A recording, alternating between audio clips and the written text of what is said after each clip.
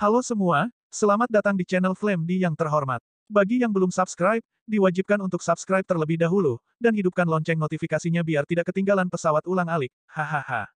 Nah, mari kita gas ke alur ceritanya. Saya harus mengatakan bahwa sebagian besar dunia nyata Suanyin cukup gemuk. Xiao Yan tersenyum, menghitung pendapatan, itu masih merupakan pendapatan yang cukup besar. Sumber cahaya Qi dan Xiao Yan hampir 10 juta adalah mencari dari antara banyak narings. Xiao Yan sangat puas dengan panen ini. Bagaimanapun, Xiao Yan di Istana Surga Pengobatan Roh berhasil mendapatkan 5 juta pil Qi asal ilahi dengan curang, dan sekarang Xiao Yan telah mendapatkan 10 juta pil Qi asal ilahi sekaligus. Itu cukup bermanfaat. Selain Qi dan asal ilahi, banyak bahan dan sumber daya telah diperoleh, dan ada banyak keterampilan bertarung, tetapi tidak ada keterampilan bertarung yang dapat digunakan di atas meja. Pada dasarnya, itu tidak akan dikabarkan. Bagaimanapun, keterampilan bertarung dari tahap penciptaan sangat langka, dan warisannya akan sangat ketat. Secara umum, keuntungan terbesar adalah sumber daya yang hanya dibutuhkan seperti Shenyuan Qi dan.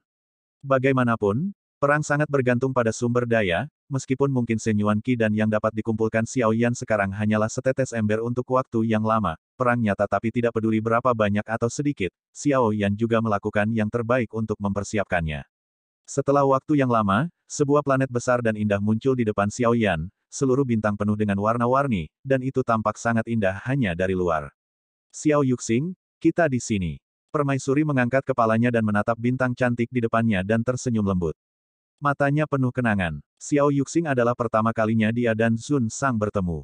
Tempat itu, Xiao Yan mengangkat kepalanya dan menatap bintang yang besar dan indah ini. Permaisuri berdiri pada saat ini, air mata mengalir di matanya yang indah, dan sepertinya dia mengingat masa lalu antara dia dan Zun Sang. Xiao Yuxing dalam kabut. Ribuan gunung berdiri, awan dan hujan memenuhi udara, dan hujan di setiap daerah memiliki tampilan yang berbeda, yang membuat orang merasa sangat aneh. Namun, tepat setelah memasuki tempat ini, Xiao Yan merasakan niat membunuh yang kuat, dan segera melihat ke arah di mana niat membunuh itu menyebar. Dia melihat sosok yang tergantung di kabut-kabur dan hujan dengan tangan terlipat di dadanya. Dengan pedang di belakangnya, punggungnya menghadap Xiao Yan dan Permaisuri. Sparring ada di sini lagi, aku akan menunggumu di Xiao Yuxing. Permaisuri tersenyum, Xiao Yan tercengang ketika mendengar kata-kata itu, dan melihat sosok di kejauhan. Adapun Permaisuri, setelah selesai berbicara, kelinci Bingyun membawa Permaisuri, menghilang di tengah hujan berkabut. Pada saat ini, di udara, hanya Xiao Yan dan Yuan Yuan yang tersisa dengan pedang menghadap jauh darinya. Apakah kamu siap? Kata sosok itu perlahan. Mendengar ini, Xiao Yan bingung, dan bertanya tanpa alasan, apa yang akan kamu persiapkan? Ambil pedangku. Sosok itu berkata dengan suara yang dalam, seolah-olah bahkan nada ini mengandung niat pedang, memberi orang rasa ketegasan. Aku tidak mengenalmu, mengapa kamu ingin bertarung? Xiao Yan sedikit mengernyit. Jika kamu ingin memasuki Xiao Yuxing ini adalah aturan masuk bintang. Kata sosok itu. Xiao Yan tertegun sejenak dan kemudian tersenyum kecut, aturan aneh macam apa ini? Apakah mungkin untuk mendapatkan kualifikasi untuk memasuki bintang ini hanya dengan kekuatan? Tampaknya tidak punya pilihan, Xiao Yan mengulurkan telapak tangannya ke 8 Suan Chongqi yang sunyi di belakangnya. Pada saat ini, hujan di langit tiba-tiba berhenti, dan keduanya diam-diam menyadari bahwa mereka hampir menembak bersama. Dentang, suara tabrakan emas dan besi bertabrakan dalam kabut dan hujan di sekitarnya terguncang dalam lingkaran. Mengapa tidak menggunakan Origin Qi? Xiao Yan bertanya. Sosok itu tidak melihat ke atas, tetapi menjawab dengan lembut, jika kamu menggunakan Genesis Qi, kamu tidak dapat mengambil pedang ini. Xiao Yan tidak membantah, karena dia tidak dapat mendeteksi kekuatan orang di depannya, ditekan ke tingkat yang sangat rendah, jadi Xiao Yan tidak bisa mengetahuinya sama sekali, tapi kaki Xiao Yan memancarkan fluktuasi Origin Qi yang dia inginkan agar tidak lemah.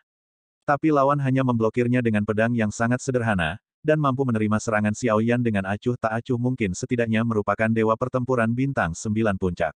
Apakah tim sparring akan sedikit keluar jalur, terlalu kuat? Xiao Yan tersenyum pahit di dalam hatinya, ini benar-benar di luar kemampuannya untuk menghadapinya. Bersenandung. Pada saat ini, pedang sangat cepat, melayang dengan kecepatan yang tidak terlihat oleh mata telanjang, di mana jarak antara tenggorokan Xiao Yan tidak lebih dari 2 jari. Beraninya kamu terganggu dalam pertempuran. Sosok itu berkata dengan tajam. Xiao Yan menelan seteguk air liur, pupil matanya tiba-tiba menyusut, dan segera membuka jarak, tetapi sosok itu mengejarnya. Pedang panjang di tangannya tidak memiliki terlalu banyak trik mewah, dan dia hanya menebas dan Xiao Yan, yang kesakitan, sangat menderita. Terlalu lemah dan membosankan. Sosok itu menebas lagi, Xiao Yan memangkas sehelai rambut, rambut yang ditebas itu mandek, dan kemudian patah setiap inci. Kontrol kekuatan ini mencapai tingkat yang sangat halus. Senior itu abadi, aku tentu saja tidak musuh. Xiao Yan berkata sambil tersenyum masam. Aku tidak menggunakan kekuatan keabadian sekarang. Sebagai dewa pertempuran bintang 7, kamu tidak luar biasa. Sosok yang memegang pedang memandang Xiao Yan dan menggelengkan kepalanya dengan kecewa.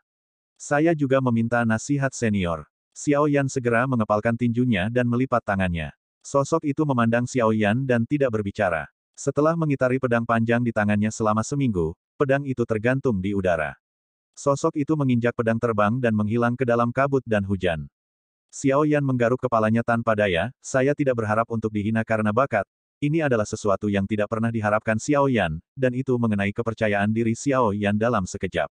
Sedikit lebih buruk, tetapi hampir tidak dianggap bahwa Anda adalah murid terdaftar Xiao Yuge, cepat datang paviliun Xiao Yu melaporkan. Suara sosok yang menghilang datang dari kejauhan. Xiao Yan tercengang saat mendengar kata-kata itu. Apa, kekuatannya dari Seven Star Fighting God hanya bisa dihitung sebagai murid bernama. Lalu apa itu paviliun Xiao Yu? Pembangkit tenaga listrik dan monster, Xiao Yan tidak bisa membayangkan bahwa dia harus mengikuti sosok Yu Jian yang menghilang ke paviliun Xiao Yu. Mengikuti arah menghilangnya sosok itu, Xiao Yan juga berubah menjadi pelangi panjang dengan satu gerakan. Pergi. Di bawah hujan berkabut, ada gunung yang berdiri megah. Tidak ada istana atau sekte yang dibayangkan Xiao Yan. Itu hanya desa kecil yang tampaknya tidak terlalu besar. Ini adalah keberadaan yang sangat biasa. Xiao Yan terlihat aneh. Xiang Yang, apakah ini murid bernama yang kamu bicarakan? Tidak lebih dari 10 orang di seluruh desa, mereka semua berkumpul dan menatap Xiao Yan dengan rasa ingin tahu, sosok yang menindas Xiao Yan sebelumnya bernama Jian Xiangyang, dan dia mengangguk perlahan.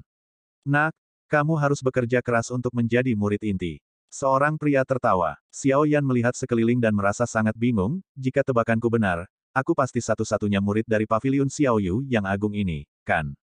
Xiao Yan tidak membantah soal nama murid itu, setidaknya di depannya. Xiao Yan tidak bisa melihat sosok-sosok yang muncul ini.